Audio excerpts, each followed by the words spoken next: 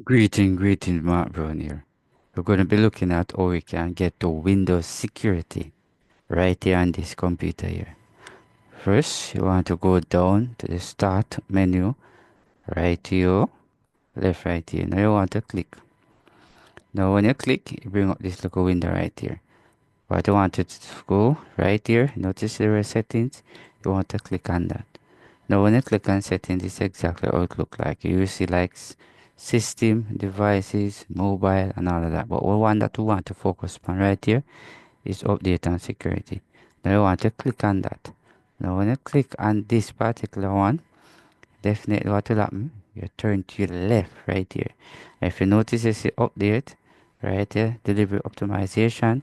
So this is Surface, the Windows security. So you want to click on that. Now when you click on this Windows security, over here, it will show you some different features and all of that. So this is how you actually get to Windows security. So thanks for watching. See you in the next video.